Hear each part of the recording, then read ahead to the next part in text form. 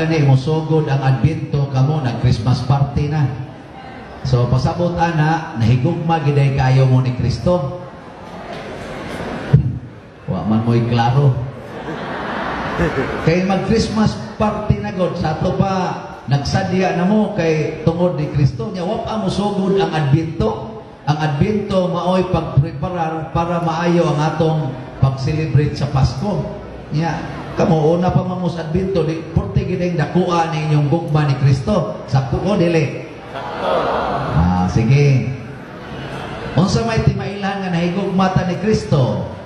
Maminaw o di maminaw? Maminaw. Yang anong gasige mo naglakaw-lakaw ang uban? Ngania naman si Kristo ga-celebrate naman sa misa. Nanong gasige pa man nagtabi diha ang palibot. Ngania naman unta si Kristo nakigistorya. Wala, bantay mo. Impirnohonon mo. Hasta gani lingkuranan sa tubangan, way tao. Tuas luyo na naglingkod. Ngano man, mahadlok mo paduol ni Kristo. Ngano man, kaywa mahigugma ni Kristo. Hala, tigpakaron ingnon mo. Lingkurin na, nga lingkuranan at tubangan. Punan ninyo ang atubangan kung pwede aray mo diri panglingkod. Harong maduol yun ni Kristo kay purti magyughan na itong gugmahan ni Kristo. Kanang asawa o bana kung maghigugma ay maglagyo o magdugol. Dugol oy. Ang madre o pare maghigugma ay maglagyo, magdugol. Maglagyo. Kamu sa ron inyo sa may iangin-angin ninyo. Niya kung ang pare o ang youth leader maghigugma ay. Akot lang ninyo. Mao na. Kanina higugma na ni sila kay nilingkod na sa tubangan. Kamong naasloyo, nga nagpabiling pasloyo, mga demonyo mo. Bitaw. Masa mo ng demonyo? Nakaila ni Kristo, apadili mo dool ni Kristo. Nakaila ni Kristo, nga anak sa Dios, apan magbuhat o sukwahit sa gibuhat ni Kristo. Mao na yung mga demonyo. Di man na ang demonyo ingong wa kailang Kristo. Inomdo mo, may hapa maganadas ti ilang Kristo. Nakaila ko ni mo kung kinsa ka. Ingon des Kristo, hilom diyang demonyoha ka. Nakaroon, unsaon man nato pagpakita na kita iya sa Dios. Kay, unsa ning inyong ngana ning inyong grupo? Unsa ning couples for Christ. Pwede sa nato ingnon, family for Christ. So, ang inyong pamilya para ni Kristo? Para ni Kristo o para inyo? Pagkanindo tayo anak. Na, ni ay, kunay, panig-ingnan sa mga apostoles ni San Andres, ni Pedro, ni Juan, o ni sa tumusa? Ay, kaya nakatubag mo ba? Santiago. O sa ilang gibuhat, kay nahimo naman silang for Christ, ilang gibiyaan ang ilang sakayan. Gibiyaan nilang ilang amahan. Nya kamo kay couples for Christ man kamo. Anda ba ninyong biyaan ang inyong pamilya para muadto mong Kristo? Kamong mga bana, anda ba ninyong biyaan ang inyong asawa para muadto mong Kristo? Kamong mga asawa, andam ba ninyong biyaan ang inyong bana para muadto mong Kristo? Naging sa mga asawa, kung mahimo pa lang pa niya, dugay na. Hindi pa lang yun makagaba eh. Kamong mga ginikanan, andam ba ninyong biyaan ang inyong mga anak para muadto mong Kristo? Nawa na mo kasabutan eh. Ahibaw ko nakasabot boy kay couples for Christ kun mo. Bago mo ilaing gibuhat, Christ na God. Kung ang amahan o ang inahan, dili gani makabiya sa ilang mga anak para mosunod ni Kristo, dili mo kamaong mo atiman sa inyong mga anak. Timan ina ha? Biyae gina. Bahala nagsunog na inyong balay. Biyae. Pagsige mo dito sa Ginoo, praise the Lord, praise the Lord. Na ino ka, ang imong balay day gisot nasulo na sa ay praise the Lord, praise the Lord. Ana, ikabuti mo dito sa inyo, na-appeal pa ko sa nimong anak o kasunog, kung sa may mga isulti. Praise the Lord. Ana. Nya, mo anak mo. Dili. Mauna hinungdan nga, dali kayo ang yawa, makatintal dato. Nya, ang pare, anda mo biya sa kolekta para mo sunod ni Kristo. Dili sa... Ngayon nga sa pare, gidupan yung tao lang ako eh. Sa napag-alamin. O mauna nga ang gibiyaan nila ni Santiago, nila ni San Andres, ang ilang panginabuhi nga mao ang pagpangisda, gibiyaan nila o nisunod sila ni Kristo. Sakto ba ang ilang gibuhat mga igsoon? Gibiyaan ang ilang panginabuhi o nisunod ni Kristo. Sakto ba dili? Nya, kamo, mubiya mo sa inyong panginabuhi, sa inyong business, sa inyong trabaho, aron mo sunod ni Kristo. Nya, dili. Naon sa may pasabot ani, nanibiya sila sa ilang panginabuhi, sa ilang livelihood, aron mo sunod sila sa kinabuhi. Ang ilang gisunod mao ang kinabuhi, gibiyaan nila ang panginabuhi. Nga naman, kay kung wa na kay kinabuhi, wa na sa kay panginabuhi. So, gibiyaan nila ang livelihood aron muadto sila sa life itself. Kay kung wa na life, wa na sa livelihood. Nakaron, unsa may mahitabo kung biyaan ninyo ang inyong livelihood aron mosunod mo ni Kristo, tagaan mo niya og bag-ong livelihood. Ug unsa man na nga mahimo mong fishers of men, managat tag mga tao. O kung sa may pasabot ani, na kung ikaw maestra, sa una, ang imong gitanaw, ang imong sweldo. Nagsigag tanaw sa imong sweldo, kung makasapar ba sa imong pamilya. Karon nga nisulod na ka ni Kristo, inigadto nimo sa imong classroom, kuyog na nimo si Kristo, ang imo nang gitanaw, ang imo nang mga estudyante, dili na ang sweldo. Wa mo kasabot. Kung ikaw negosyante, sa una ang imong gitanaw ang imong ginansya.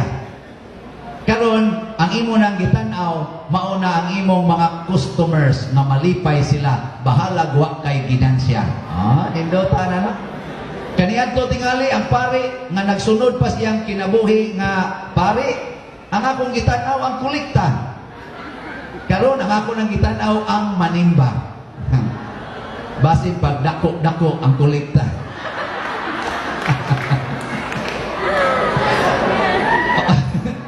Yan ako no, sundod ako ng prinsipyo ha, nga ang ato ng livelihood atong biyaan tungod kay mosunod ang Kristo, haron inigbalik nato sa atong livelihood, mata, huna-huna, kasing-kasing na ni Kristo atong dadon. So mausab na ang atong attitude, atong pamaagis pag-handle. Onya, og ang negosyante, di na magtanaw ginansya, ang iyang tanawon, ang mga tao na nga iyang kuyog diha sa iyang negosyo, aron magkahigugmaay, aron maluwas, aron way sala. Mo ginansya pa ka siya? Oo. Ninyong paminaw? Mo ginansya ba? Testing eh. Yes. Sa ato pa, inigtanaw nimo sa imong kauban diha, labi na kay tindahan, igtanaw nimo sa tindira, imong ka, murag gamay ra man gid iyang sweldo nga 400 ang adlaw eh. Gamay ra gid kay ang sobra ani dili na gini siya ka tigom-tigom para itukod og balay. Ako ning himuong 800 ang adlaw. Kaginansya pa ka? Hoy tubag. Uwa ko kay baw, di man ko negosyante. Niya ang pari sa dias parokya magtanaw siya siyang labandira, siya kaning ako labandira, kaning ako mga worker sa opisina, hasta ning janitor, mga matay na lang ni sila. O mora ni akong allowance ihatag nila nga 350 ang adlaw. Murag di gini sila, luwa gini sila matigo man eh. Makautang pa ni sila. So ako ning himuong 900 ang adlaw. Ang saka, napakay mahibilin sa kolekta. Ha? Kamu nalay pagpare. Ambot lang ha. Testing Kaya nga naman, kung sa may gusto ni Kristo, nga sama niya ba, ang iyang mga sumusunod, nakaabot sa iyang level. Kung ikaw, usa ka negosyante, paningkamuti nga kanang imong mga tao diha, nakuyog nimo, maangat po dahil ang kinabuhi, nga mo papariha sa imo. Kaysa magpabilin sila nga isubos. Kung ako pare, kinahanglan nga mausab maginangnaong pare, tanawa, akos una, daot ikos tanan. Sa dihang na pare na, tanawa, di ba sinaw ng ignaw? Juga nga ng pagkaon porting daghana. Kinahanglan sa danga kong kuyog, mga sakristan, diya dire, musinaw sa naong. Kaya ang ilang naong kakaga, niya ako sinaw, mingon sila na kanin pari ahamol. Di ba? Kinahanglan kung ang pare gani, madiabetes, unang madiabetes ang mga sakristan. Sa ito, paparihan may gikaon. Inana ba? Muna gusto ni Kristo. Muna nga ang gusto Kristo sa sunod na ako, kay magkuyog ta, o sa'yo kung makanaan, inyong makanaan. O kung sa may nagtabo, kay si Kristo gipatay man, si San Andres o ang mga apostolis gipatay sad. Kay kuyog man sila. Oy, karon og nay mo patay na ako, ambot di ba ka mo mualimbuang og panagan. Nga naman di man ta kuyog. Di man ta kuyog. Wa man mo ilabot sa kong kulikta. Jadi masag mo manghatag og kulikta. Klaro ana inyo mga naw. May ngoragin mo, og gahuman ni mo misa da pangian ni lakaw dito eh. Kapoy sa tingin. Ana. Mo nay una, ha? Mahisama ta ni Kristo o ang atong kinabuhi matupong-tupong ni Kristo. Nya kita sa tanan maangay-angay po ta. Nakaroon sa may buhaton di ay. Do not save money for yourself. Kung sa may buhaton, use money to save souls for heaven. Di mo kasabot og Cebuano. Ang sana in English. Akong Cebuanohon. Ayaw pagtigom og kwarta para sa kaluwasan sa imong kinabuhi. Pagtigom og kalag aron dad-o nimo sa kinabuhi way katapusan. Gyapon kasabot. Ang saan man ni nato pagpasabot. Naurot man akong abilidad ninyo eh. O di ba lang ako gustong musabot? Wa man mo mamakpak, wa mo may nga, praise the Lord, anak din na siya. Wala siya. Ay lang mo pagpagpagpag lagi. So, kaya wa man mo kasabot. Ang sama na siya. Ang kanang imong kwarta, ayaw tiguma. Ipanghatag, i-share ba? Saan nang share? Ipaambit ngadto sa mga way kwarta. O sa ingon anang paagiha, ang imong kwarta makatigom og mga tao aron mukuyog nimo ngadto sa langit. Kay bangutan naman to sila, ngano nang hatag man kaday, ingka padong magugko sa langit. Ngay gagi nimo dito, hala kana siya padong biya sa langit, manghatag wala, di mo kuyog na to sa di mo. Dai mo kuyog sa mis langit. Sa di mo, magsige na to sa kuyog-kuyog. Kuha ninyo.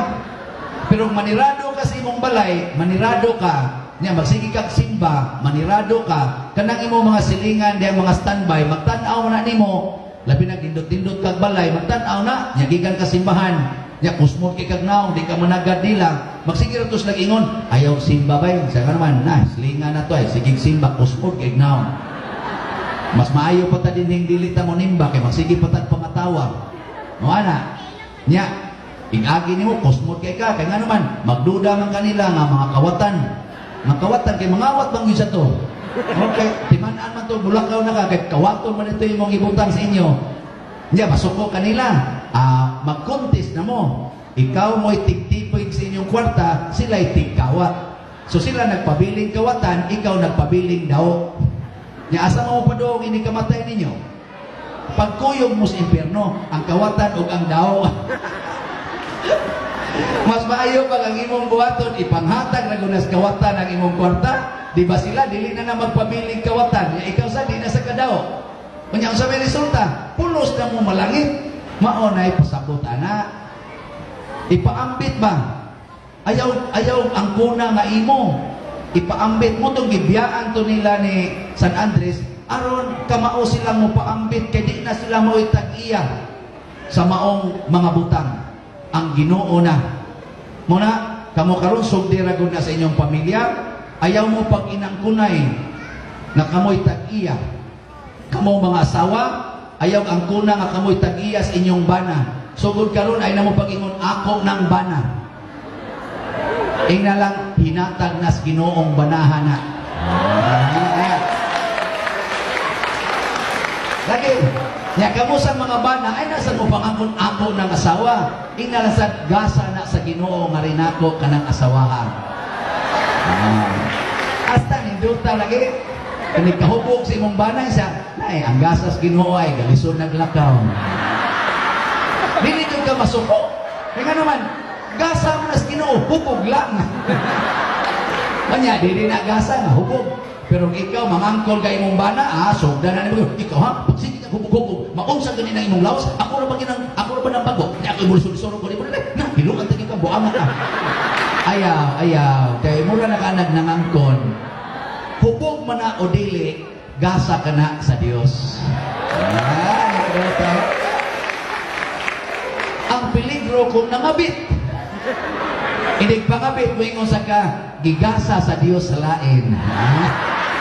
Dahil sa unya, ikaw dahil sa out, di masakot tag-iya, di muagad na yung kus naghatag. Niya, dantang mga duha ka buwan, niulis inyo ka, na niya nasang panuway ay gigasa na sa dako. Imo na sa kapong dawaton, kay nahigugma makas Ginoo nga mo'y naghatag niya na. Mamaw na si Nindot. Niya, makasa ka na, dili. Ang imong bana nga nangabit, makasa, yes. Niya karon kay nibalik man, makasa pa, di nasan. Niya haron di na magabit, sige higakos. Sige higakos, luyaha yun para di nakatabok ng tuspikas. Kaya nitabok tuspikas, kaya sige hamsa to ni mong wakli, sige magwakli.